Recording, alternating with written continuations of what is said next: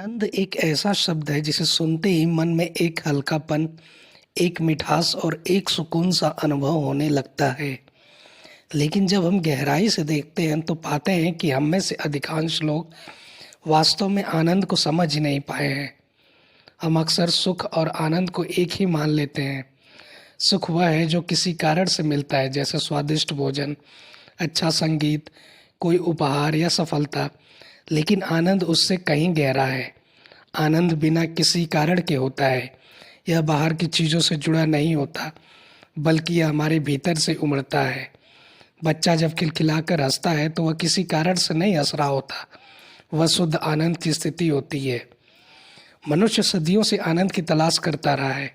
कभी उसने आनंद को धन में खोजा, कभी सत्ता में, कभी रिश्तों में, तो कभी प्रसिद्धि में। लेकिन सच यह है कि सब केवल क्षणिक सुख प्रदान करते हैं। धन आने पर खुशी मिलती है, लेकिन जब धन चला जाता है तो दुख आ जाता है। प्रेम संबंध सफल हो जाए तो अच्छा लगता है, लेकिन जब टूट जाए तो दुख और पीड़ा होती है।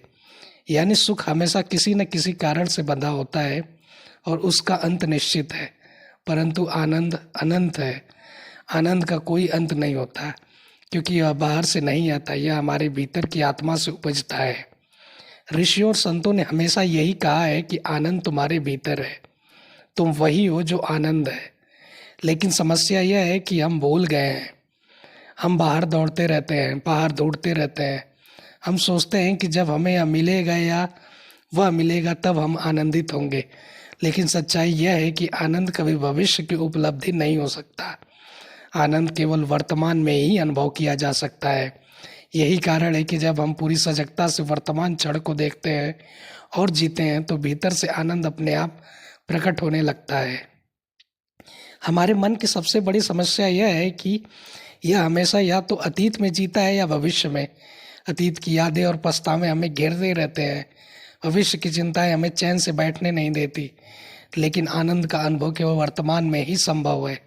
जब आप पूरी तरह वर्तमान क्षण में जीते हैं, जब आप हवा की ठंडक को महसूस करते हैं, पक्षियों की आवाज़ को सुनते हैं, या सिर्फ अपनी सांसों पर ध्यान देते हैं, तब अचानक एक गहरी शांति और आनंद प्रकट होता है। आनंद और दुख का भी गहरा संबंध है। अक्सर हम दुख से भागते हैं, उसे दबाते या नकारते हैं। लेकिन यदि हम दुख को पूरी तरह स्वीकार लें और उसका अवलोकन करें तो हम पाएंगे दुख धीरे धीरे आनंद में बदल जाता है। जैसे अंधकार केवल प्रकाश की अनुपस्थिति है, वैसे ही दुख केवल उस आनंद की अनुपस्थिति है जो भीतर छुपा हुआ है। जब हम दुख को समझते हैं तब हम उसके पीछे आनंद को खोज लेते हैं। इसलिए दुख से डरना नहीं चाहिए, बल्कि उसे जीवन का हिस्सा मानकर उसका सामना करना चाहिए। आनंद और प्रेम भी एक दूसरे से जुड़े हुए हैं। जब प्रेम शर्तों से मुक्त होता है तब उसमें आनंद खिलता है। हम अक्सर प्रेम को बंधक बना लेते हैं। अगर तुम ऐसा करोगे तो मैं तुमसे प्रेम करूंगा। लेकिन यह प्रेम नहीं है।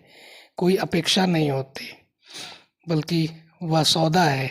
असली प्रेम तो वह है जिसमें कोई शर्त नहीं होती, कोई अपेक्षा नहीं होती।